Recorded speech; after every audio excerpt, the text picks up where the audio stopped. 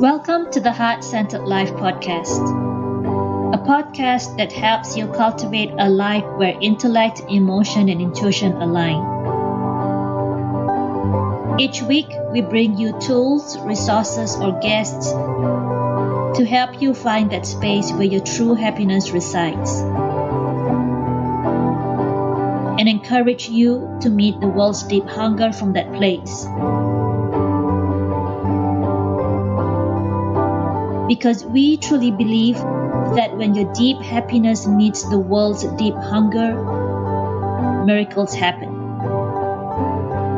I'm your host, Elena Boyd.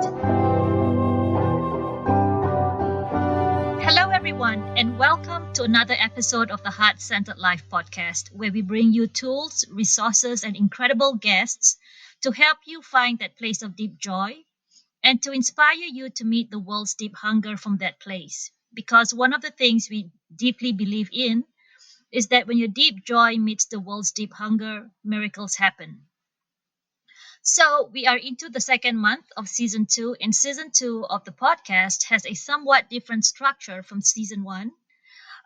In the new season, I'm working on publishing the podcast episodes around monthly themes. And if you've been following us since June this year, I hope you've had the opportunity to download the adventure booklet that accompanied the adventure theme last month and worked through some of the prompts, questions, inspiration, and resources to help you bring more adventure into your life.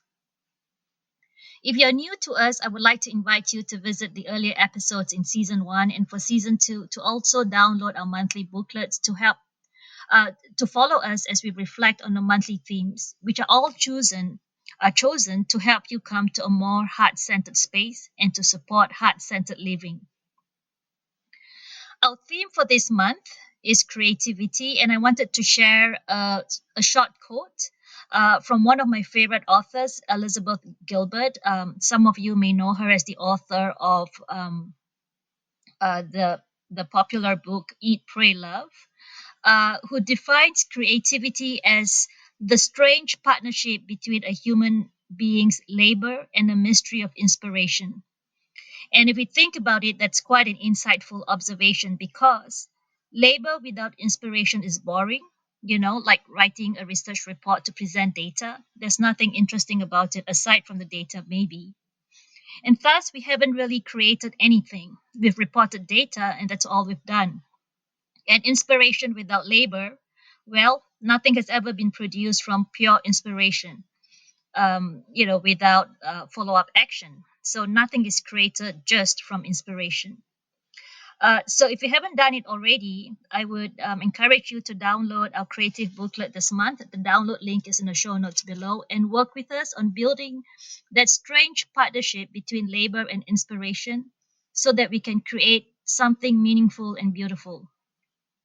And as with last month, I would love to hear about what comes up for you from exploring this strange but magnificent relationship between labor and inspiration. All right, now on to the lineup for this episode. Today, we have with us in the studio someone who truly understands the experiential meaning of creativity. Julie Claire is both an artist and a creativity-based coach living in New Mexico. And for around 15 years, she has been helping people connect with their intuition, their inner guidance, and their creative voice in their art lives and in their personal lives. She describes herself as a recovering thinker, having grown up smart, who after many years realized it was those little moments of creativity and intuition that consistently pointed her towards joy. She has developed her own coaching style, working with people who know they are more creative and alive than their external lives would suggest. And specifically, Julie leads intuitive painting retreats for creatives looking to free themselves up in paint. Julie also offers a free weekly online class to people around the globe called The Creative Cure for Anxious Times on Fridays at 9 a.m. Pacific Time or noon Eastern Time on Zoom. And you can hear Julie interview other creative professionals on her weekly podcast, Creativity at the Wheel, on SoundCloud. I am so pleased to have you here with us today, Julie. Welcome to the Heart Centered Life, and thank you for being here. Oh, you're so welcome. Thank you, Alina. Glad to be here. Oh, so Julie, let's jump right in. I've been to one of your Creative Cure class, and I've also looked up your coaching practice, Paint Big, Live Big. Can you tell us about what led you to start up this practice and the Creative Cure class? Hmm. Um, specifically the Creative Cure for Anxious Times class was a bit of a really spontaneous, Yeah. adventurous happening. It was Uh-huh. really me saying yes. Yeah. So a friend of mine who is also my web helper, my tech help, and a beautiful person in her own right.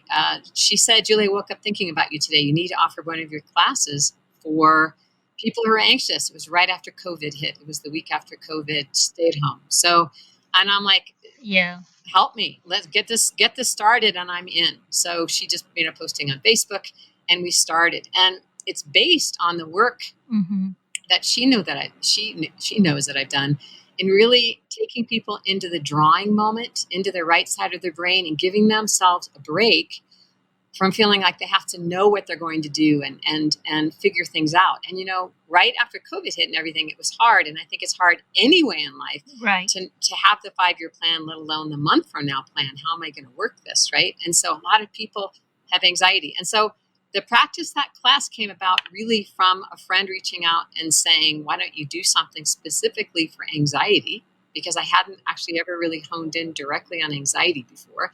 It's been one of the many emotions I've worked with, but this was kind of really highlighting that. And my own practice has been, I'm like I in your intro says so beautifully, I am somebody who has had anxious times, has been an over strategizer, figuring things out. How can I take care of this? How can I Mm-hmm.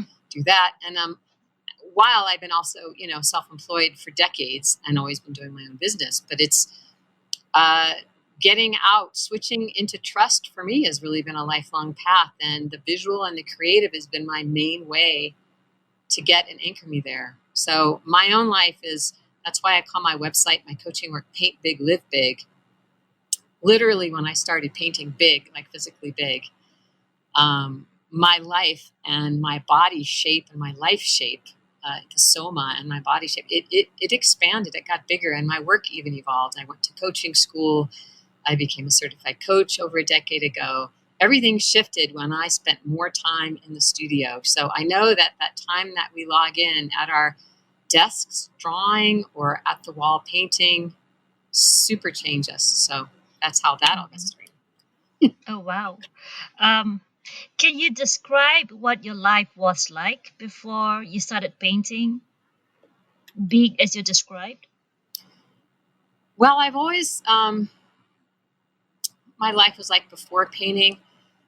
I think what happened is I've always been testing the rules, and I've had my own. I was a singer songwriter, so I had been out doing my things.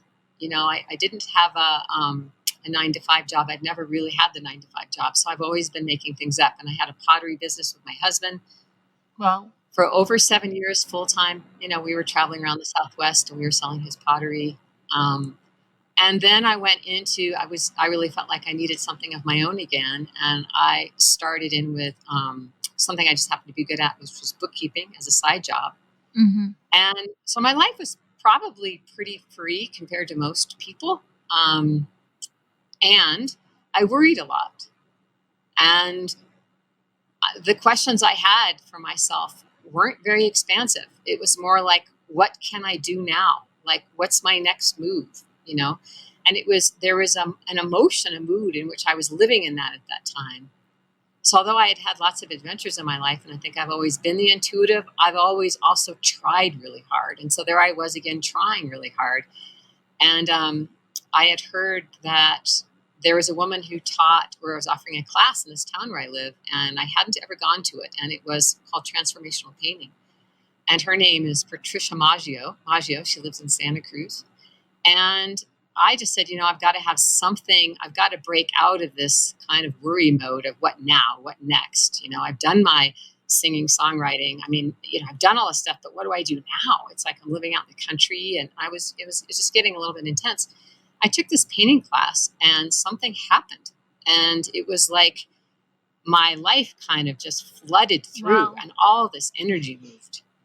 And and then I kind of befriended her from the class. She came to my studio. I happen to have the studio. See, this is a lot of um, good fortune here in the space I have here in the country in New Mexico, out in the rural land here. I also have this Right. building that I can use, right? And I was using it a little bit for drawing pastels and small things. And so I had already started drawing, but this really opened me up to painting about 3 feet by 4 feet on this black, really gnarly kind of industrial paper.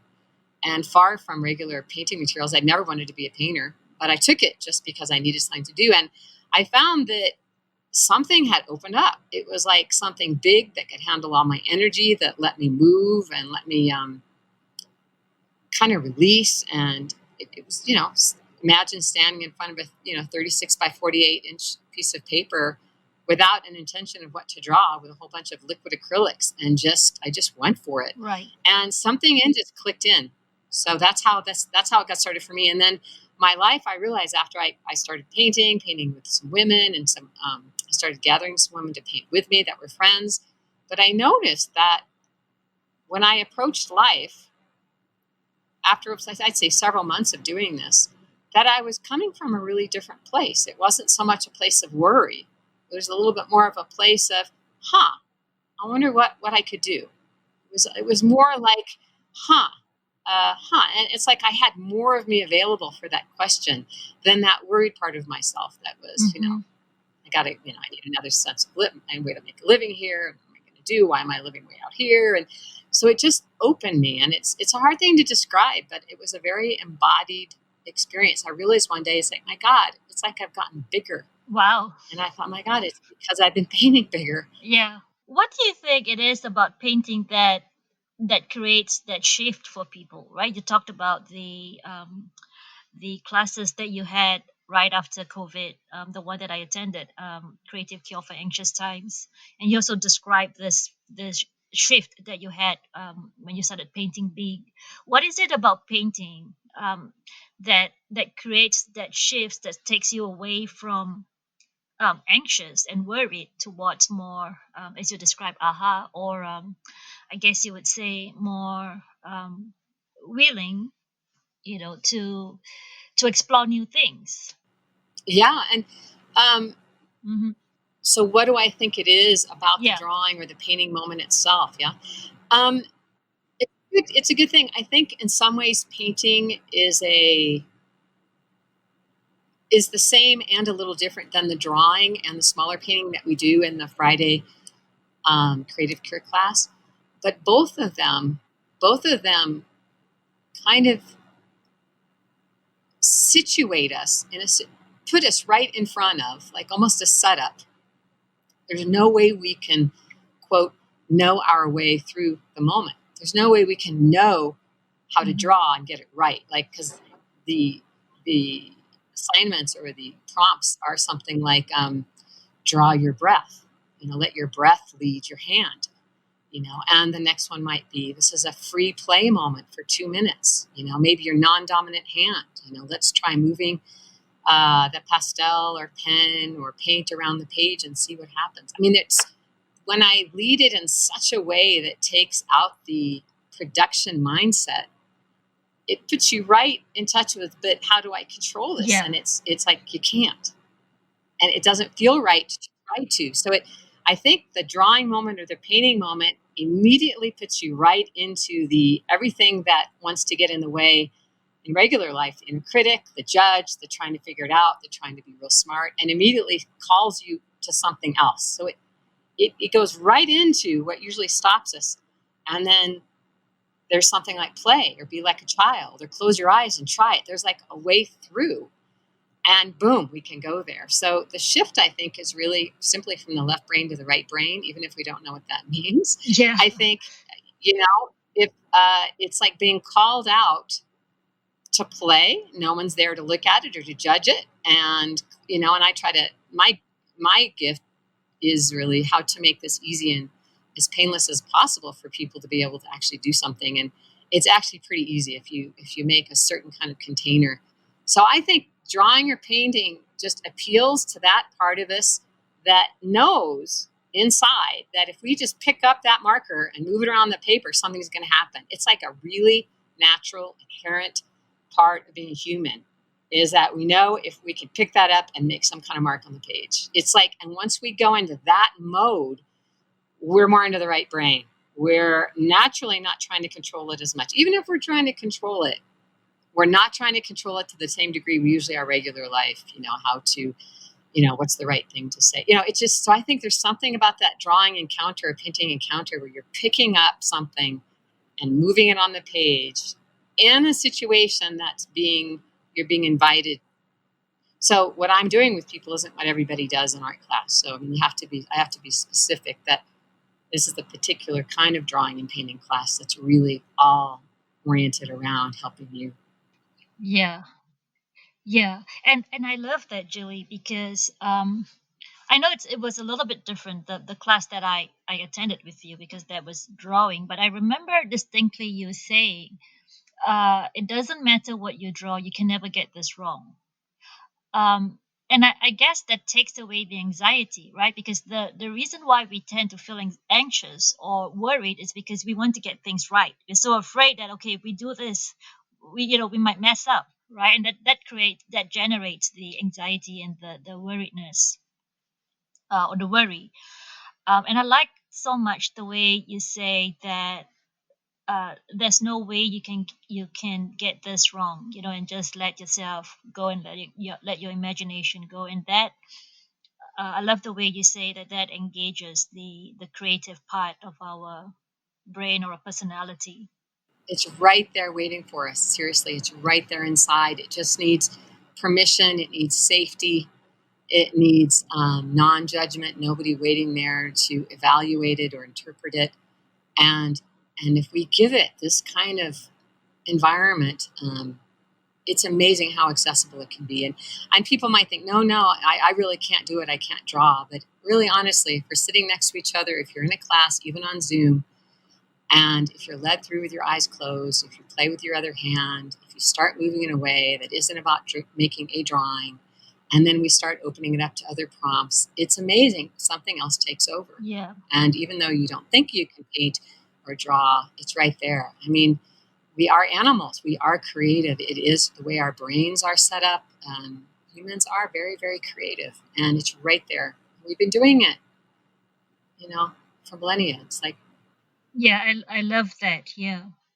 Yeah. And in a way, we may have forgotten how to access the creative component, right? Because we focus so much on overthinking and over intellectualizing things. And being on social media doesn't help as well. um, yeah, being on social media kind of stifles that creativity as well. um, and and I love what you say about, just letting it go and accessing the creative part of your brain by being creative. So, Julie, what did you see about people that made you realize that creativity was an effective coaching tool? what I saw in people was they really did not want to repeat the same things that they'd been trying to work out for so long. They didn't want to keep going round and round in that loop of figuring out how to get out of where they were. I mean, I felt a genuine need there to shift. And a lot of these people I work with have already done some therapy. And I feel like there was a real call to breaking free, them wanting out of, the stagnation or the stuckness. And Mm-hmm.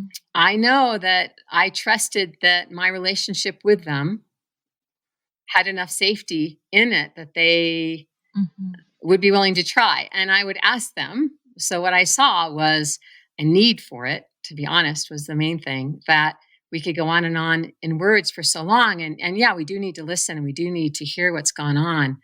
Mm-hmm. And then so I think it was seeing the need and then knowing the power of it with my own life, that if we could draw something as simple as even with squares or lines and circles, but in response to some kind of prompt, we can see something, it changes something internally so instantly. So I knew that. And then it was a matter of really giving it a shot and asking them, would you be willing to play with me? This would be like being a kid again, I Mm-hmm. said. And I would always start like that. You don't have to. So I think, what did Right. I see? I think it was really the need, Alina. I think it was that they're coming to me specifically, I think, because they know that I have a creative background. That would be the other piece. Is they're saying, usually they had something inside creatively that was part of what they wanted to shift into. So Mm-hmm. I also felt like they were pre-selected, and that I didn't have to convince them too much as long as there was a feeling of safety. I saw in them that they were calling out to somebody specifically who has spent her life in the blank page, in writing my own songs and making my own paintings. So because they I could see they wanted some of what I had, and I saw the need, and so it seemed to me we needed to go experiential, which was picking up the pastel or charcoal. Yeah. Uh, for these people who were reaching out to you, were they did they have a creative background like you did, or were they, less creative and more left-brained people like lawyers, all types? All types. All types. Yeah, so architects, I've definitely worked with lawyers. I actually really love working with left brain people, people who do have the kind of more quote unquote regular or high level job, or uh, and they want to be freed up in a way. So that's kind of the requirement, I think, for wanting to work with me, is that they want to free themselves up from I would say, the tyranny of the left brain, which is how I used to experience it, is that it would just get too dominant. It just didn't give me enough room. So yeah, no, what I see, and I still see, is that there's a level of Mm-hmm. so the people coming to me, I would say usually somewhere inside know that, and have that inkling that they're more creative than their lives look like or suggest, or that they're experiencing. So they come in with that sense, and then they're anything. They're lawyers, architects, administrators, teachers, um, and but they know that about themselves. So it's not like I have to convince them, but there's a sense of, either a sense of stuckness, like I don't know how to get Mm-hmm. out, like I can't quit my job, but I need to live more like that, but there's a desire. Yeah. Or there's a almost like their own a sense of anxiety or overwhelm, like how can I possibly do this, but I know I have to, but I've got all these things, this job, this family. So yeah, I definitely work with what we're calling left brainers, but people in professions. But I would say that everybody has heard the call to be more creative or to free themselves up. Yeah. Yeah. What has been some of the biggest transformation that you've observed in people who worked with you, doing using painting or art as a method to move from one space to another space? Um, Thinking of individual clients I could share with you anonymously here, that would be a good example. There's this one person who had a very high level job in a corporation, in a corporate firm, and he had a lot of responsibilities, and was a high level problem solver and go to person. And it was a big job, big money, big job. And he felt really trapped. Yeah. Yeah. And so we started working together, and it was really early on, actually. And we actually still meet to this day. Every once in a while, he'll check in with me, and we'll see what's happening. But it's quite a beautiful story. And we did start with some drawing, and I'd have him pastel or paint, and we would do that for maybe 15, 20 minutes in some of the sessions. And just getting him really standing up was part of it, was not just sitting down. He had done a lot of therapy, and he knew himself really well, but something about changing it all up and having him stand up and Yeah. starting to paint. And with him, we actually talked sometimes while he was drawing or painting because that's what he liked. So we did that. And I think he also knew himself, although he had this big job, to be very creative. So he had a lot of hobbies, Yeah. and yet he felt trapped by the 400 emails a day. Yeah, the career.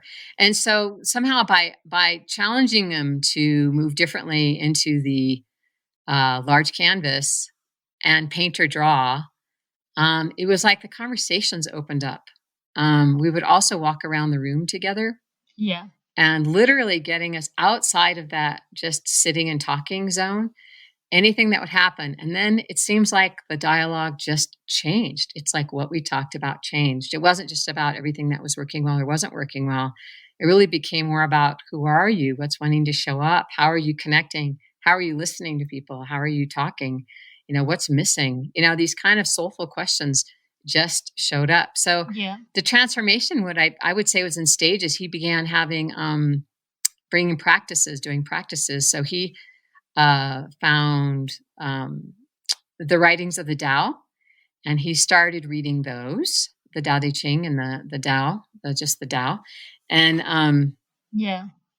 and so he started putting, a sign on his door Yeah. during lunchtime or whatever, don't enter. And he would do the meditation. He just started really going wild after practices. He would play his guitar. He would do these readings. He would do meditations. And he started really claiming the spots that he had at work where he didn't have to be available to others as his own time to go into that space. So for us, I say the transformation began at the canvas, but then really became embodied through what he was taking away from our sessions and wanted more of. And then he started finding a way to having more of that time in his work days.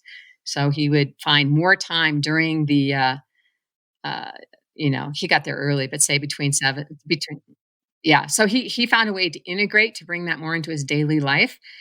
And he got to the point where, Yeah. his relationship to management shifted, what he cared about shifted, and he eventually realized that he could actually change jobs. And he got a job that actually was even paying more, but that didn't require the kind of time, overtime, and everything that he had at the other one.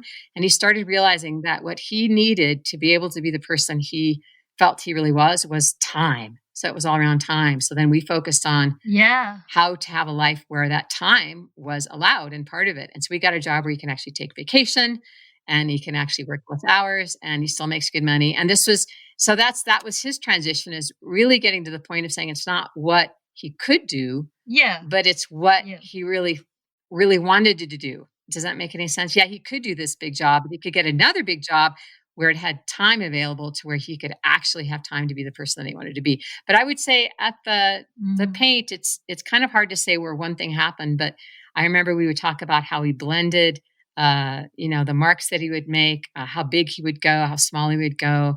You just start talking in a different way when you're in front of a painting. What do you notice? What do you feel?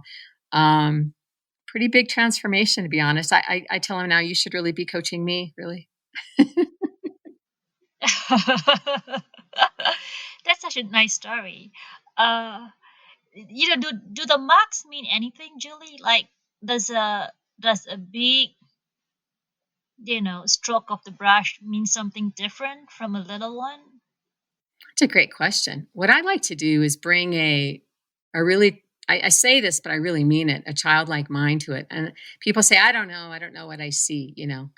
And versus saying, well, I noticed that you've done a small line, and that means that you're really feeling small at the moment. It's Yeah. like, no, no, no, no, no. It would be more like, well, I totally get it, but do you mind if I share what I see? And they go, okay. And I go, I just see small lines. Yeah. They go, oh, yeah, yeah, small. And I go, and I see the color blue. And they go, oh, yeah. And it's like, what do small lines make you feel of? It's almost like having a dream. It's like, oh, small lines, that's like the center line of the road. I feel like I'm always on this road and there's this center line. You just start having a conversation and it gets birthed really out of the partnership. But certainly if I see somebody that Yeah. goes up to a page and say it's, even if it's say, 9 by 12 or 8.5 by 11, right on the desk between us. But I usually have a pad of paper about 14 by 7 for coaching. And we draw onto that. If somebody makes a tiny little dot in the middle of the page, I might go, wow, that's small. What's that like? Is that how small you feel, or is that how small the world is, or what is it? And they'll go from there. Small certainly to me means it's not in my face. There's certain things I would say do have a meaning. It's like Yeah. if somebody left the whole page blank and somebody painted the whole page or drew the whole page, one color and it was all full, I'd go, wow. It's like, where's the space here? Do you feel like you have any space, right? Or somebody that drew the whole. So I think, does it have meaning? Yeah. Um, I hesitate to say it does. Yeah. It gives me great meaning and it's more like it fills me when I see it with this instinctual question. And that question births a conversation. So it's more like, Yeah. yeah, but yeah, I would say probably marks on some level have meanings. There's, a lot of times I'll say, what's between you and what you want? And often they'll draw like a big wall, just a big square, right? It's like, well, that tells me because of my experience, usually that means that I know if that shows up in the back of my head, I'm like, that's usually because we're in our heads. Like that's the first thing I would draw when somebody said, what's in between you and what you want, is I would draw this wall, and it felt insurmountable. Yeah. Right. So because of my own experience, I would say, that would be an understanding it might mean, but maybe it's not even a wall to them. Maybe it's something else. So I'll Yeah. say, what ways do you know how to get out to get to the other side of the wall? And they'll start thinking and telling me all these complex ways. I'm like, it's a drawing. You can do whatever you want. And then they could just erase a part of it, or they can, Yeah. we could just go Yeah. right through that, mother. We can just, and so we can say, well, what would that be like in your life? If you didn't have to come up with, so it's more like a takeoff place. But I guess I like to stay away from any fixed meanings. Yeah. Yeah, I think but certainly if I see something small versus something big, if I see someone draw themselves in the very corner of a page, it certainly is a place to ask, Begin the conversation. wow, that's pretty in the corner. Yeah. Are you feeling that in the corner of your life, or is there just something that's currently taking up a lot of room? I would say, it's more, I would hesitate to say Yeah. they have anything meaning separate from the context. I would say it's just a great place to be curious. But that curiosity, begin the conversation, but it's also a curiosity that's different than following a verbal story. It's a different thread. And that thread cuts through really pretty quickly, pretty far. Yeah. And I also think that as human beings, we tend to think more than we say, so we may say one thing, but then there's this whole underlying thought process that's going beneath that what we just said. And it takes, it's hard to access that, the underlying thoughts without some other mechanism. So I think painting is one of those mechanisms that allows people to access, the underlying thoughts that go beyond what they say. Yeah, I think it's that, Lena. I think it's exactly that. But it's like the access, right? And that something comes through us that wouldn't necessarily come through. But it's also just simply that we see something versus hear it. Yeah. It's crazy. So this one person, professional, she also worked for a corporation. She was in charge of like distribution in the creative industry. So it was contracts and negotiation and stuff. But she was bringing in a full life, and we were talking about it. She goes, I just feel so stressed, right? And so I said, well, why don't you draw where your energy is going in your life right now, just like in shapes. Just draw a shape for everything that's taking your attention. Could be a circle, a square, it doesn't matter, right? And she just quickly drew this, like in a minute, right? 60 seconds, drew this picture. And I look at it and I was like, wow, I'm seeing versus hearing somebody telling me about the stress and how much they have going on, right? And what I saw was like all the same size circle. There was a bunch of circles. I don't know if there's about 8 circles or something on the page, and they're all exactly the same size. And I go, wow, that's amazing. I go, and yet one of the things you were talking about was, getting your kid to school on time. And the other is, totally different priority levels of things and issues in her life. And yet they were all the same size. And I thought, and to me, ever since then, if I ever see somebody that I'm in stress, I like to ask them, "You want to draw that quickly for me?" It's amazing how often it is that everything seems to be coming in at the same level. Like there's no ability to filter. So just seeing that, and sometimes we can just refer to it. Is this one of those situations where you're drawing and everything feels like it's the same size circle in your life? And she's like, "Yeah, this is one of those situations." She goes, now she's like, "I got to prioritize. I got to take some of those and make them a lot smaller. I've got to just redo." And so, but seeing it shifted something in our conversation forever. And that wasn't happening just by listening. Yeah. I love that. That's so yeah, it just tells us exactly what it is. I mean, what the situation is. And so many times, like I myself, sometimes I draw things and I don't know what they mean, but just listening to you explain that, um, it helps me interpret the drawings, and that's so great. Um, what's your hope for the future? Oh, just maybe for yourself, and for your practice. Oh my gosh, for myself and my practice, that I could enjoy more of my own intuition and guidance and not worry so much about how I do my own business. I've got a Yeah, lot of things that I do and offer, and this is fully how I make my living. And there's a lot of adjustments to be made. All my live experiences have gone online, and et cetera, et cetera. And there's like, it's easy to get worried about, God, how am I going to do the retreat, or how am I going to do the and so I'd say my hope for the future is that I allow enjoyment as a kind of a form of my own brilliance to be more mm-hmm. available. So to say, I would more of what I do with myself and other people, to allow enjoyment be part of my measure of success and my brilliance, and to trust. Yeah, and to trust that my creativity, and when I give those myself more enjoyment in my life, I actually, again, right back to the beginning, Yeah. I get bigger.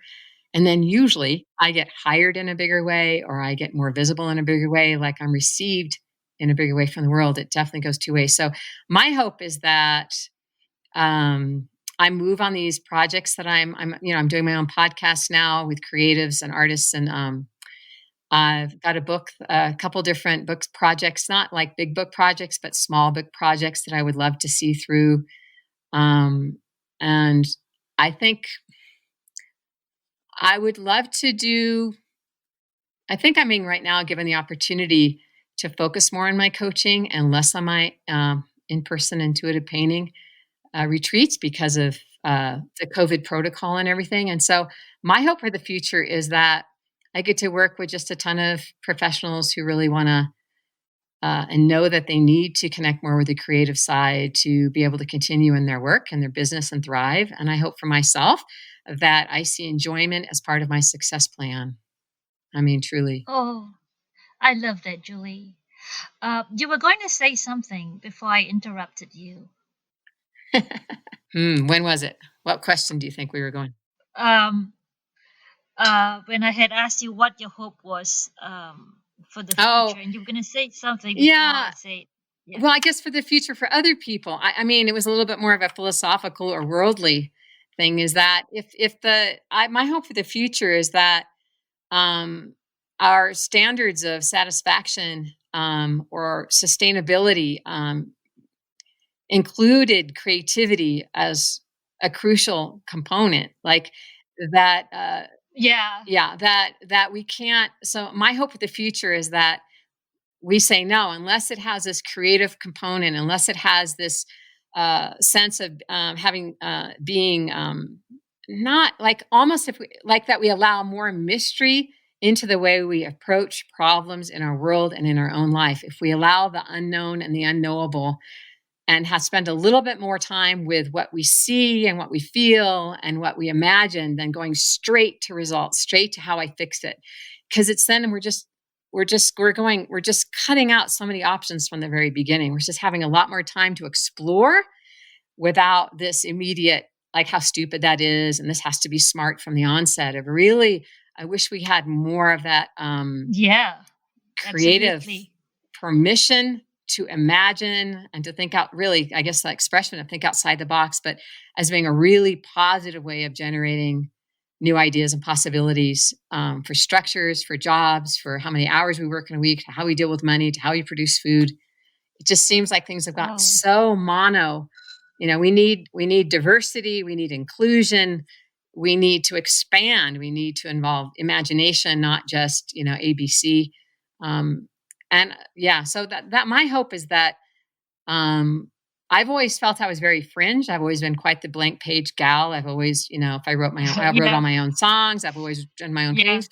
But my hope is that this would become a lot more mainstream. That more of the structures and the workplace and, the powers that be get that we need this coming with us as humans to help take care of the problems that we have. I really think this needs to be more mainstream.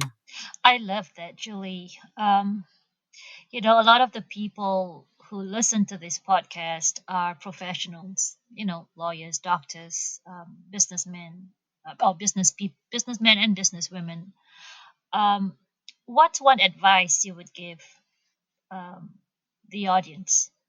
I work with one of my clients is a very successful surgeon, doctor, and I do work with a lot of women, but he's also a fella, and Mm, my advice is really what partly by watching his transformation is by finding something that speaks to your heart, that is non-judgmental, where you can be vulnerable and not be producing something and not have it interfere with whatever your work, uh, reputation, or that's separate from your work, that you have something that is safe and you can be vulnerable and you can make mistakes, and starting there and connecting there and finding someone.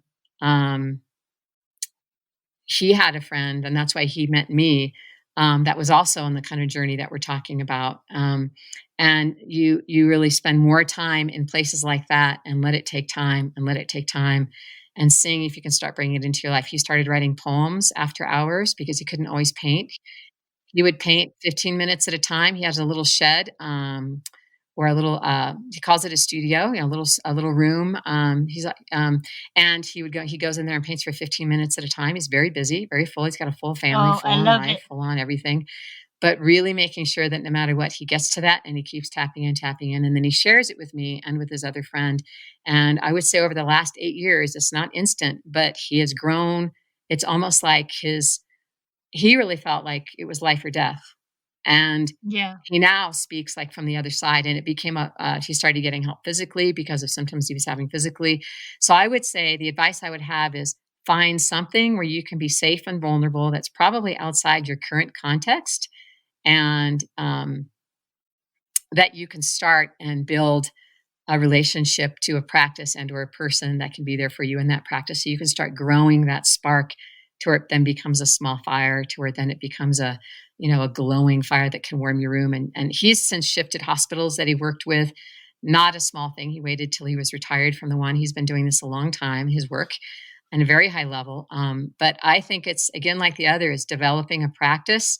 But first off, you've got to have an experience. So having an experience that's outside your work is what I would say, in a safe environment that wouldn't come back to you, that you can start meeting yourself and growing that trust with yourself, that you are letting your heart out somewhere at some time, and then seeing how you can stay connected to that. That's what I would say, is start where you are, even if it's a singing class or an improv class or a writing poetry class, even if it's twice a month, something. Start somewhere where there's a container for you to step in, where you are seen not as that profession, but as the heart and being that you are. And that's what's expected. That's what I would say. Start there. Oh, Julie, that is so beautiful. Thank you. Thank you for that. Um, if there is anyone who wants to reach out to you, listening in, who wants to reach out to you, how can they do that? They can email me, and it's through my website, Okay. paintbiglivebig.com. Email me. My phone number is on there as well. They can also join the Friday class that you experienced, Alina, on Fridays, that you can sign up for on my website. And that's that Creative Cure for Anxious Times class. So, but to reach me, they can just immediately take a drawing class. I don't need to know anything because it's really for anybody that wants to join in. I make it really, safe and playful to start there, or they can literally have a conversation with me on phone or email. I have started this podcast. I've done about 10 episodes. I'm officially launching it in about 10 days or so that they can hear my voice more there. But I think to reach out, those are the places. Okay, thank you, Julie. And of course that's going to be in the show notes as well. Great. Well, Julie, this was such a lovely conversation. Thank you so much for coming on. You kidding? I love what you're doing, Alina. I love it. And I remember you in the class very strongly. And I think so highly of you, of how you allowed yourself to be vulnerable and real and right there. And you're all of it. And so thank you very much. My goodness. Oh, thank you, Julie. Thank you for joining us this week on the Heart Centered Life podcast. Make sure to visit our website, www.elinaboyd.com, where you can subscribe to the show in iTunes, Stitcher, or via RSS, so you'll never miss a show. If you found value in the show, we'd appreciate a rating on iTunes, or if you'd simply tell a friend about the show, that would help us out too. Be sure to check out some of our programs on how to cultivate, create, communicate, and inspire others from a heart-centered space. Tune in next week for our next episode where we will help you find a place of deep happiness so that you can meet the world's deep hunger and watch miracles unfold.